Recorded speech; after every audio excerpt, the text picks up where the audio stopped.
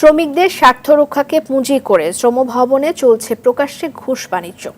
শ্রম অধিদপ্তরে কিছু অসাধু কর্মকর্তা শ্রমিক ইউনিয়নের আবেদন জমা পড়লেই টাকার বিনিময়ে প্রতিষ্ঠানের মালিকদের তালিকা পাঠিয়ে দেন।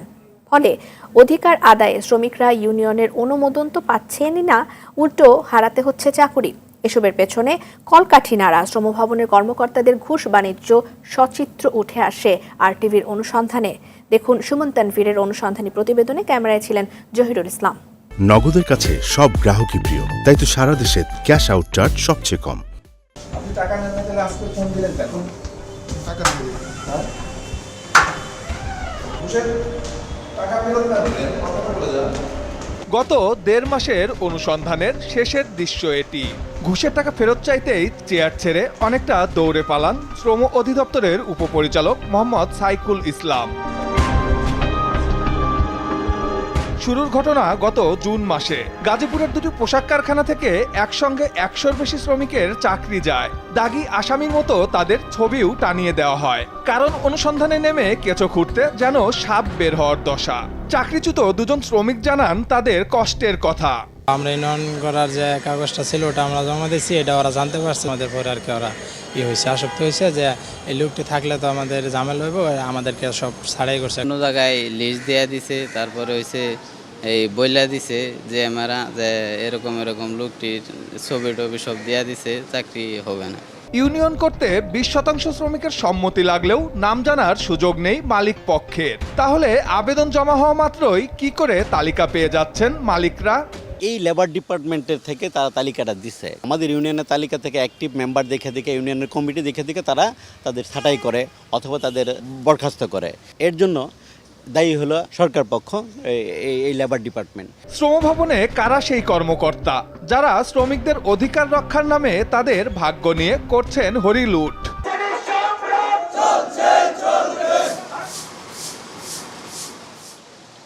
নিজেদের সন্দেহের বাইরে রাখতে একটি প্রতিষ্ঠানের অনুমতিক্রমে তানভীর হাসান তথা নিজের নামে একটি প্রতিষ্ঠানের ভিজিটিং কার্ড করি আমরা।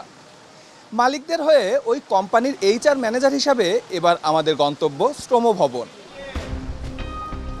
ইউনিয়নের কাগজ দেখিয়ে রেজিস্ট্রেশন বন্ধের প্রক্রিয়া জানতে চাইলে প্রধান সহকারী সাইদুর রহমান প্রথমে কিছুটা গড়িমসি করলেও কিছুক্ষণের মধ্যেই জানিয়ে দেন টাকা লাগবে 2,70,000।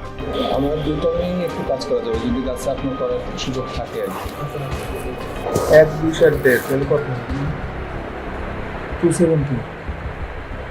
কিন্তু তো 20,000-এর জন্য আপনারা ই করতেছেন। 20,000-এর জন্য না করে ওটা আড়াই করে দেন, তাইলে তো একই বিষয়ে শ্রম দপ্তরের উপপরিচালক সাইকুল ইসলামের কাছে যায় এই প্রতিবেদক, যিনি এর আগেও একাধিকবার ফোন দিয়েছেন ওই কারখানায়। রাগঢাক না রেখেই তাই জানিয়ে দেন 3 লক্ষের নিচে কাজ হবে না, তবে টাকা দিতে হবে বাইরে কোথাও। নগদের কাছে সব গ্রাহকই প্রিয়, তাই তো সারা দেশে ক্যাশ আউট চার্জ সবচেয়ে কম। একটু চাপ হয়ে যাবে। চাপ না, এখন এগুলি আসলে শেষ করতে তো আমাদেরও তো মানে একটা জিনিস সেটেল করলে যাতে আর এটার না হয়, এই ব্যবস্থাটাতে আপনি আমার এটা দেন। হ্যাঁ, আমার কথা হচ্ছে আমার জায়গাটা থেকে আমি ক্লিয়ার থাকবো যেন আপনার একটা কিছু করো। এবার ওই পোশাক কারখানার পক্ষ থেকে টাকা নিয়ে উত্তরায় যায় প্রতিবেদক। নির্দিষ্ট রেস্টুরেন্টে যথাসময়ে আসেন সেই কর্মকর্তা, গুনে গুনে বুঝে নেন অগ্রিম টাকা। দ্রুত সময়ের মধ্যে বাকি টাকা দিয়ে দেওয়ারও তাগিদ দেন। 3 লক্ষ না, প্রথম কাজ হিসাবে 50,000 টাকা ছাড়ও দেন তিনি। আমি সুন্দর এটা দেড় আর ওইটা যেভাবে হোক আমি দুইটা একসাথে অ্যাডজাস্টমেন্ট করে দুইটা মিলে আমি আড়াই বলছি। আমি 50 তাহলে আপনাকে দিলাম, আর হচ্ছে আমাদের বাকিটা দিতে হবে। পেন্ডিং রাখলে তো আমি কাজটা করবো কীভাবে? বাকিটা তো আমার উপর আপনারা ছাড়ে দেন না, টেনশনের কোনো কারণ নাই। এর মধ্যে প্রধান সহকারী সাইদুর রহমানও বারবার ফোন করে টাকার জন্য তাগাদা দিতে থাকেন। ফেডারেশন সহ সংশ্লিষ্ট এরিয়ার সহকারী পরিচালক সাজ্জাদ ও আশরাফুল আহমেদের সঙ্গেও নাকি রফাদফা করে ফেলেছেন তিনি। আচ্ছা ঠিক আছে, আজকে তো ওই যে ওইটা ওকে আছে, এখন এটা নিয়ে হচ্ছে ফাইনালি কথা বলতে পারতেছি না। ওরা ওই 170-তে কিছুতেই রাজি হচ্ছে না। 1.5 বলে দেন, 1.5 বলে। 1,50,000 তো আপনি বলতেছেন, মানে 1,30,000 ওরা বলতেছে, আমি তাহলে কি বলবো?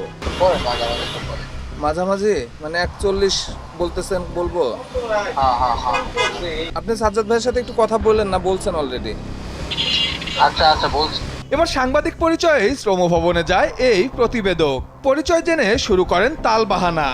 আমি কোনো আপনার সাথে কোনো ইয়া করিনি। আমি বন্ধ করে আপনার কথা বলতেছি। আপনার সব রেকর্ড তো আমার কাছে আছে না, ভাই। না, আপনি- না, না, এখানে তো আপনি আমাকে ফোন দিচ্ছেন, হ্যাঁ, নিজের ফোনটা হ্যাঁ, তো আপনি বাজতেছে। আপনি নাম্বার কোথা থেকে সংগ্রহ করছেন তো আপনি ওয়েবসাইট আমাকে নাম্বার ফোন নিছেন। দিচ্ছেন কেন? না, আমি আপনাকে ফোন দেইনি। এটা কি দেখা না, আমি আপনাকে ফোন দেইনি, আমি আপনাকে ফোন দেইনি। আপনি আপনার কথা বলেন। আমি আপনার কাছে কোনো টাকা চাই। এইভাবে আপনি ভিডিও করতেছেন কেন নাকের মুখে? রাখেন। আর উপপরিচালক সাইকুল ইসলামের জবান তো বন্ধ হওয়ার দশা। আপনাদের সরকার বেতন দেয় তাদের অধিকার রক্ষায়, আপনারা সেটা না করে উল্টোটা করছেন।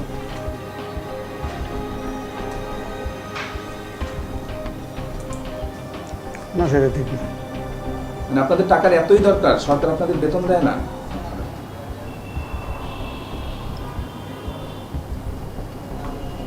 যদি কোনো ভুল থাকে সেটা অবশ্যই আমাদের বিষয়টি বিভাগীয় পরিচালক আশরিফ মাহমুদের নজরে আনলে তিনি এক নজরেই অভিযুক্তদের চিনে ফেলেন। এই কন্ট্রিটা তো পরিচিত আপনাদের না? বলেন। আমি মনে করতেছি আমার প্রধান সহকারী সাইদুর। আপনারা কি মনে করেন? সাইদুর না?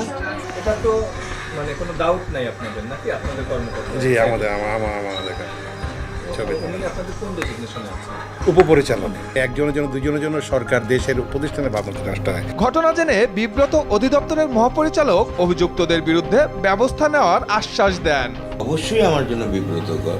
আপনি যেটা ইয়ে করছেন এটা আমি এক্সপেক্টেড নয়, প্রত্যাশিত না, বাট আমি ব্যবস্থা নিচ্ছি অ্যাজ ডিজি, অবশ্যই ব্যবস্থা নিব। সুমন তানভীর, আর টিভি, ঢাকা।